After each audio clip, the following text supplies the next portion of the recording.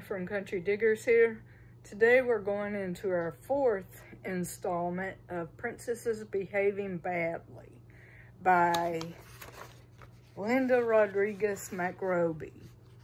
Now this one is Olga of Kiev. She's the princess who slaughtered her way to sainthood. Hope y'all enjoy. Olga of Kiev, the princess who slaughtered her way to sainthood, circa 890 to 969. Kievian Rus, now known as Ukraine. Princess Olga of Kiev was married to a greedy man. Greedy, and it appears none too bright. His name was Igor, and he was the unpopular ruler of Kievan Rus, the Proto-Russian 10th century kingdom that took its name from the capital city of Kiev. Igor's subjects resented his military campaign against the Dervelian tribe, a Slavic nation to the west, and the subsequent drain on their resources. And if Igor was unpopular with his people, imagine how much less the Dervelians liked him, especially after he violently subjugated them and forced them to pay an annual tribute, not just once, as was customary and implied by the word annual, but twice. In 945, Igor demanded still more from the Dervelians, more money, more furs, more honey. Prince Mal, their leader, cautioned his comrades, if a wolf comes among the sheep, he will take away the whole flock one by one, unless he be killed. If we do not thus kill him now, he will destroy us all. So kill Igor they did, in a spectacularly gruesome fashion. They captured him, tied him between two trees, and ripped him in half. Whew. Igor's death left Olga a widow with a 3-year-old son, Sivistolov. Now, I know I'm not saying these words right, but he was barely tall enough to reach the throne, much less sit on it. Next, it was the Dervelians' turn to get greedy.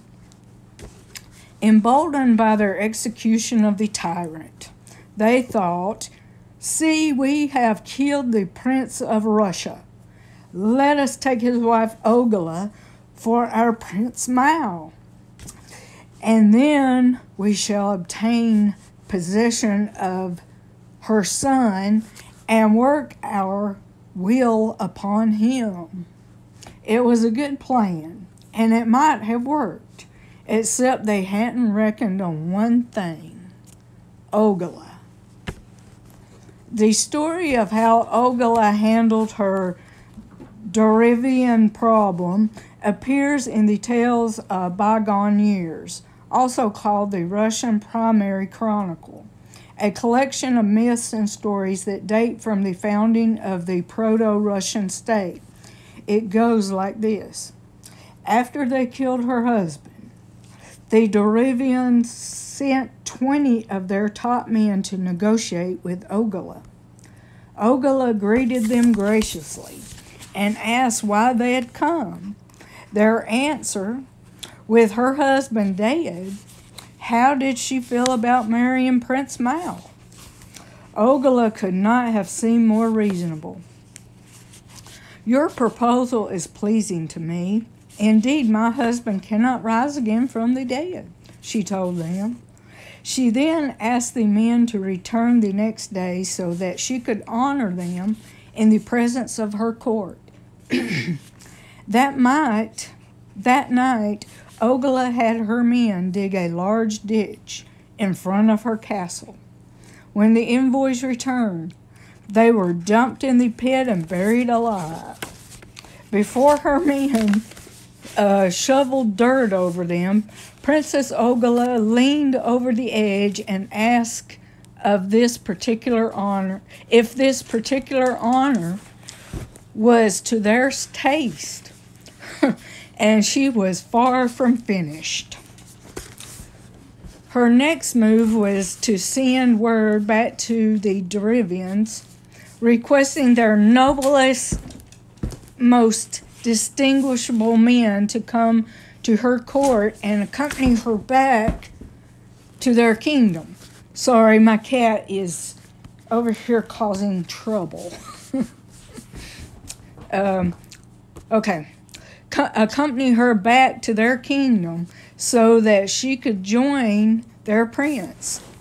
If not shown this honor, she warned her people would not let her go.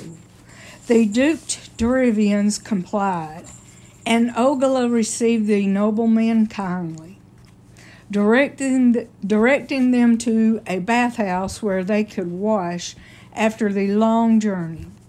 Once the visitors were inside, she ordered the doors locked and then set the building on fire. Round 2. Apparently, no one was telling the Derivians that every man they had sent so far had been murdered. So they weren't suspicious when Olga sent yet another message.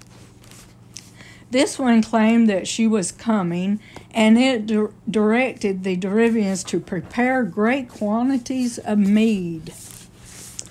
In the city where her husband's body was buried, so that she could weep over his grave and hold a funeral feast for him. She arrived with a small retain of soldiers. When the Derivians asked where all their noble and best men were, she lied and said they were on the way. In the meantime, she suggested they all get down to feasting and drinking. The Derivians did so, and with gusto. Once they were drunk enough, Olga gave the word. Her men fell upon the drunken Derivians and slaughtered 5,000 of them. But she wasn't done yet. Olga returned to Kiev and readied her large and valiant army to attack the surviving Derivians. Her soldiers cut a devastating swath through the countryside. After the Derivian cities fell to her bloodthirsty horde, the vanquished retreated behind the walls of their principal city, Isatorson. I know I'm not saying words right. Olga and her army spent a year trying to take the city by force, but without success. Finally, she devised another plan. Olga sent a message to the besieged people asking, "Why do you persist in holding out? All your cities have surrendered to me and submitted to tribute, so that the inhabitants now cultivate their fields and their lands in peace. But you had rather die of hunger without submitting to tribute." The Derivians responded that they'd be happy to give her tribute, but they knew she was still bent on revenge. "Not so," replied Olga. "Since I have already avenged the misfortune of my husband twice, on the occasions when your messengers came to Kiev, and a third time when I held a funeral feast for him, I do not desire further revenge, but am anxious to receive a small tribute.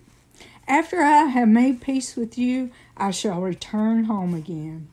It was indeed a small tribute she requested: 3 sparrows and 3 doves from everyone in the city.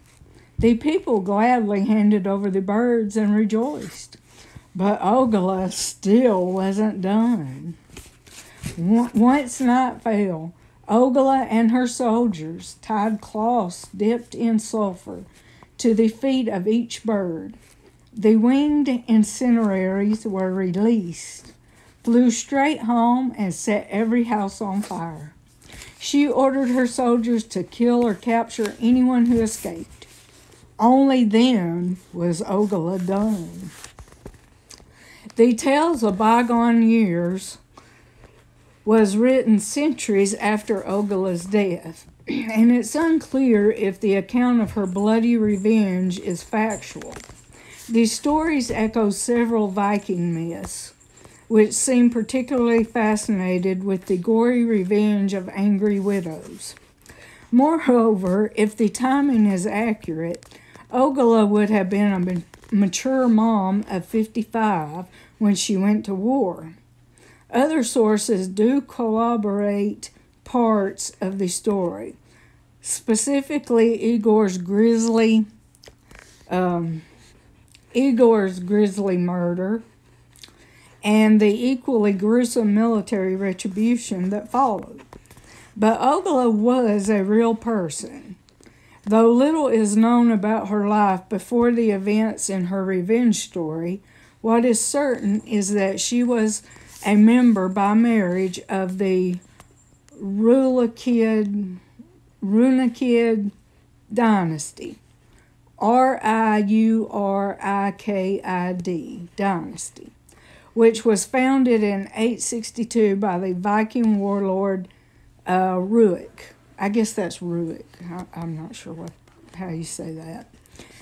And which ruled Kievan Rus until the 1500s. When Olga came to power, Kievan Rus was just a loose federation of Vikings, Slavs, and other pagan tribes. After exacting her revenge, she acted as a regent for her son with efficiency and strength for at least 2 decades. She was the first Kievan ruler to introduce the use of currency, and her administrative innovations resulted in a more unified nation with embassies and ambassadors across Europe and the Mediterranean. She was also the first of her dynasty to convert to Eastern Orthodox Christianity, which opened up new commercial and diplomatic possibilities with Christian Byzantium, Moravian, and Bulgarian neighbors. Her baptism in Constantinople in 954 to 955 is another legendary example of her cunning. The story goes that Constantine VII was so enamored of her that he proposed marriage, but Olga wanted only to trade with Byzantium, not give Constantine an excuse to rule Kiev Rus. So she pointed out that marriage would be impossible because she wasn't a Christian. If he were willing to perform the baptism himself, however, then she would reconsider. The ceremony was arranged. However, when Constantine reiterated his proposal, Olga replied, "How can you marry me after yourself baptizing me and calling me your daughter? For among Christians, that is unlawful, as you yourself must know." Olga's conversion to Christianity made her a religious minority in her own country, and it eventually made her a saint. Through her efforts to establish the Orthodox Church as the religious authority in Kiev Rus, did not succeed in her lifetime. She's still regarded as the grandmother of the church in Russia and Ukraine. Olga's brutal revenge story is rooted in her pagan past. In the years after her death, she was revered by the faithful of her piety. Later, church biographers were would claim that although she was a woman in body, she possessed a man's courage, bestowing the compliment, in parentheses, that she was a radiant among infidels like a pearl in the dawn. Okay, them people back then had a way with words. But the whitewashing of her record succeeded. These days it's Saint Olga. The Ukrainians remember Saint Olga. In 1997, an Eastern Orthodox monastic order called the Order of Princess Olga was formed, devoted to the bloody saint of Kiev, Rus.